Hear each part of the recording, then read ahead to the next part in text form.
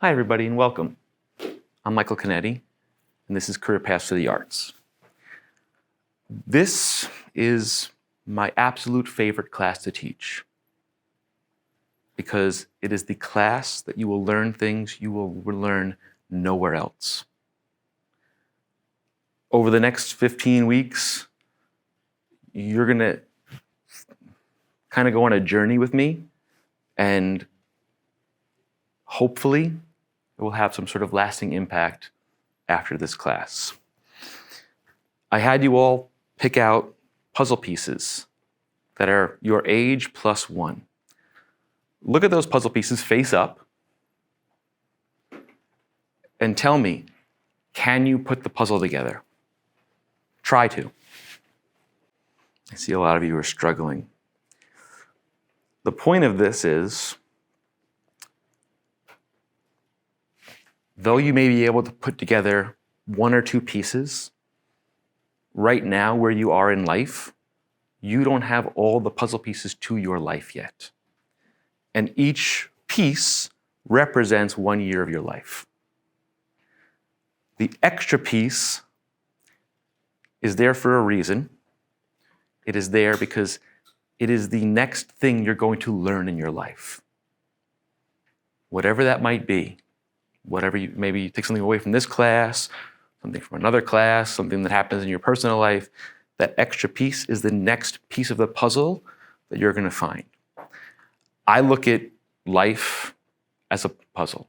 We're all, our entire lives, trying to piece together the puzzle that is us, right?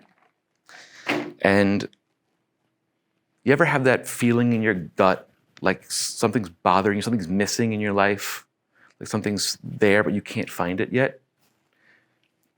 That's the next piece of puzzle that you're looking for.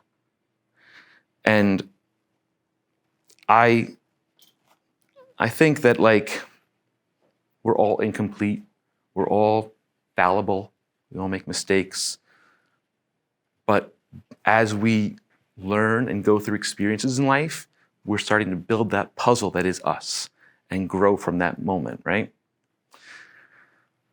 This class is, the way I do it anyway, is not like other classes. I look at it as career paths, but also sort of a life path sort of a thing.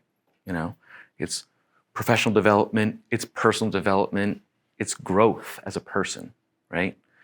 And what I'd like you to do today before you leave, one of those pieces, that extra piece that you pulled, I want you to take it with you and keep it. I don't care if you throw it away when you leave here, you can put it in your nightstand, you can put it in your backpack or whatever you want to do.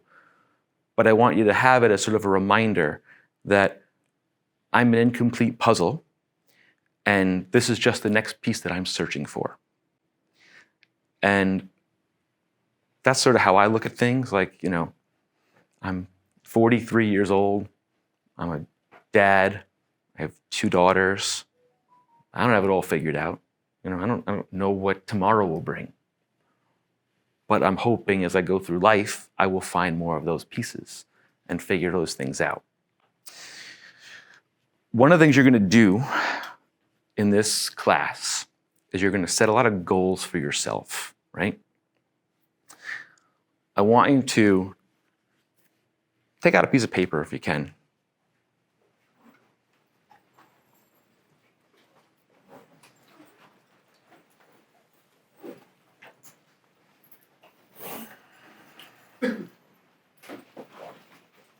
Obviously, a pen or a pencil too would help.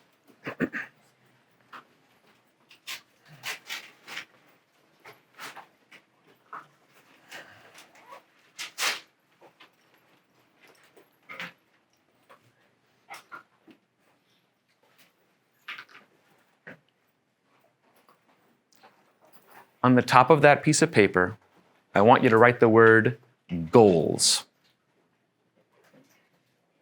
Of course, Gabe needs paper.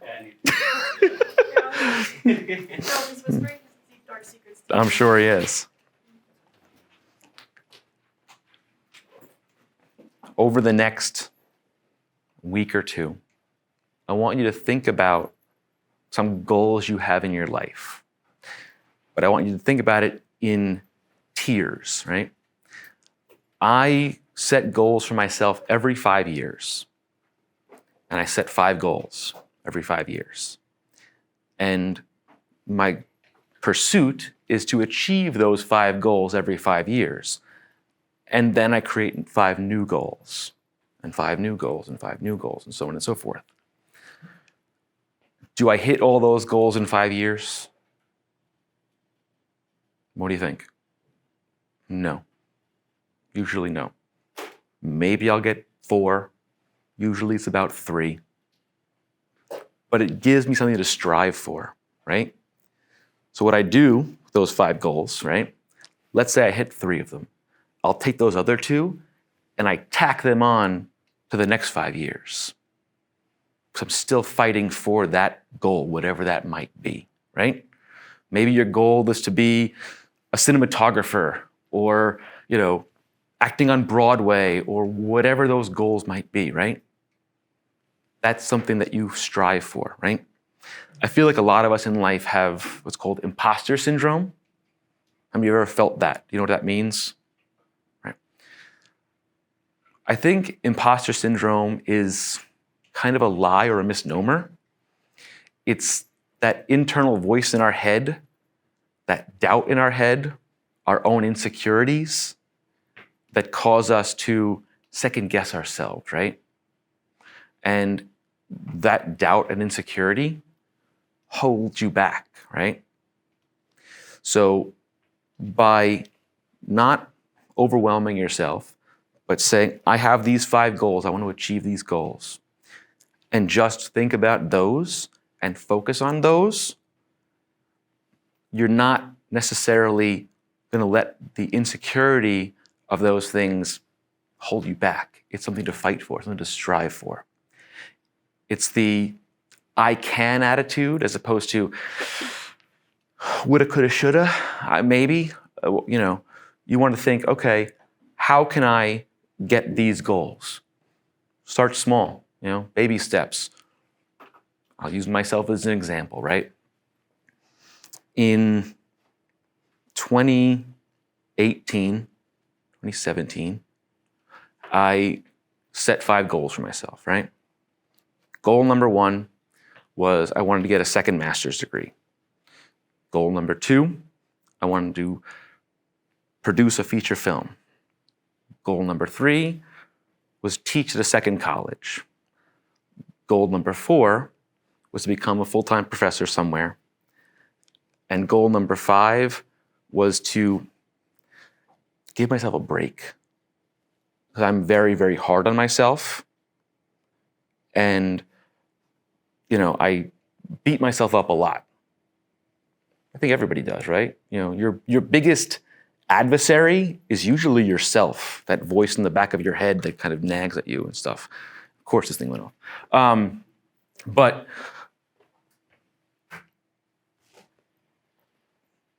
that voice will always be there. The point is to try to lower the volume on that voice, right? So those goals that I set in that time span, I hit 3 of them. I'm still trying to hit 2 more of them. And I keep adding that and adding that and adding that. The hardest one is cutting myself some slack, right? Not being negative or not being pessimistic or down on myself for not doing this or not achieving that or, not being a perfect dad or a perfect husband or whatever that might be, And I keep trying, keep moving forward. And sort of, in a way, you start seeing a light at the end of the tunnel, We all think that the tunnel is so long and we see the world kind of like this, like, oh my goodness, how am I going to get to wherever I want to be, right? But there's a lot of stuff that's happening over here that we miss because we're trapped in here. My goal for this class is to try to let you see a little bit more in the peripheral, So that's sort of the point of the puzzle pieces, because maybe you'll take something away from this class, maybe you won't, I don't know. But at least it gives you something to think about. Questions? Thoughts? No? Do they overwhelm you already at 11:30 and you're like, oh my God, what is this guy talking about at 11:30 in the morning? So some of you already know this about me, but I am an alumni from here. I graduated in 2004 from the film program. I live on Long Island, and I drive 2.5 hours to come teach here. Because A, I wanted to, B, I enjoy teaching, and C, I feel like I like to pay it forward, because I had people that, when I was here, that mentored me, helped me through challenging times, whether it's a bad breakup or a really tough professor or whatever.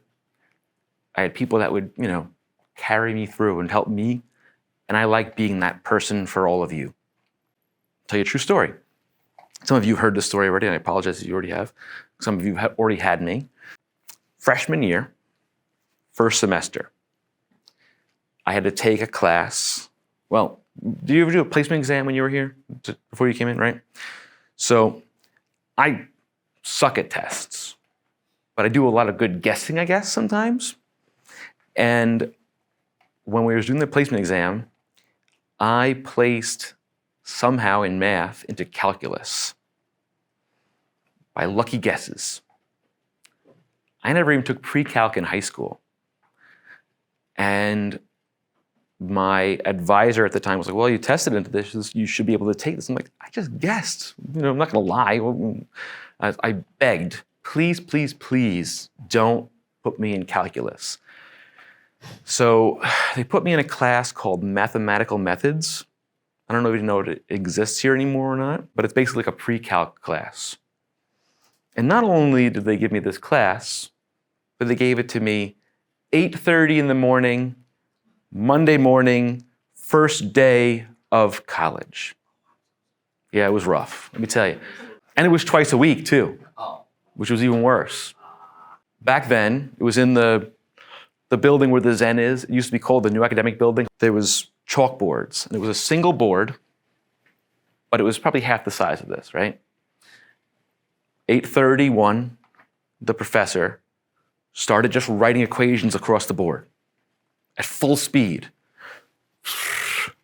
Got to the bottom of the board, lifted it up, there was another board underneath it. And the board that was there was gone. It was in the ceiling. And I'm writing feverishly. I must have broken like 3 pencils while I was writing as fast as I possibly could. And this went on for, I guess, about 90 minutes. 8:30 in the morning, first day of college. I'm gonna fail this class, and I'm gonna fail miserably. So after class, I went up to this professor. She was scary. She was about 5 foot tall, but terrifying, terrifying. And I said, Professor, I'm going to fail this class. I'm going to fail. There is no way that I'm going to pass this class. She said to me, she made me a deal. She says, I'll tell you what, come to every single class, be on time, come to every office hour that I do, which was every week, once a week on Tuesdays at 12 o'clock, I was there. Do every homework, take every test, write whatever you think you can. We'll see what happens in December. I said, okay. 18 years old, terrified. I did what she asked. Every single thing to the letter. Got my report card or whatever back then. And she gave me a C. Mathematically, I had a 38 in the class. I said, how could I have passed this class?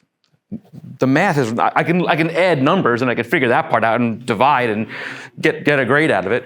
When we came back for spring semester, I went to her. I knew where her class was going to be. It was the same room all the time and same station, whatever. So I said, Professor, did you make a mistake? I failed this class, but you gave me a C. She said, no, you didn't. I said, no, I'm pretty sure I did. And then she goes, did you do everything I told you on the first day of class? I said, yes. Did you try? Yes. She goes, this is not high school anymore. I make the grade. I gave you an assignment. You followed that assignment. You gave the grade that I felt you deserved for the class. I'm like, I should have gotten an A if I did all the things, but hey, I wasn't going to debate it. The point is, that professor, no matter how hard she was, no matter how terrifying she was, she saw something in me and saw that I fought to survive in her class, and she rewarded me for that. And that was kind of the first moment that I thought, maybe someday I'd love to teach in a college level and be able to do the same thing for somebody else. Fast forward 25 years later, that's my sort of philosophy, right? When it comes to my class, being here, participating, contributing to the conversation so that I'm not talking for 2.5 hours, and doing the work the best of your ability, I see effort and I care about effort. A large portion of your grade in this class is participation for a reason. We're going to do some stuff in this class you've never done before. Like one of the things you're going to do is you're going to build yourself a portfolio website. Probably a lot of you don't know how to build a website. You can build free ones, whatever. Some of you have to, maybe you really do. You have to make what's called a branding video that promotes yourself. So if you're a producer editor and you want to make a video that's 60 seconds long that says, this is who I am, this is what I do. You know, maybe you're an actor, maybe you're a graphic designer, whatever. Make a business card in this class. You're going to also form a company in this class. All things you probably have never done before. I'm going to help you understand those things. I learned recently, something somebody told me recently was kind of funny. So my wife's a lawyer, right? And she said to me, it was easier for her to get a job at a law firm than it is for someone like me, creative arts, film nerd, to get a job in film. And I started thinking about it, and she goes, same with a doctor, right? You go to law school, you go to med school, you intern, you land in a hospital or a law practice or whatever, and your life is sort of mapped out for you. When you graduate here, you're in the great abyss, right? Somebody told me something that I thought was really, really important.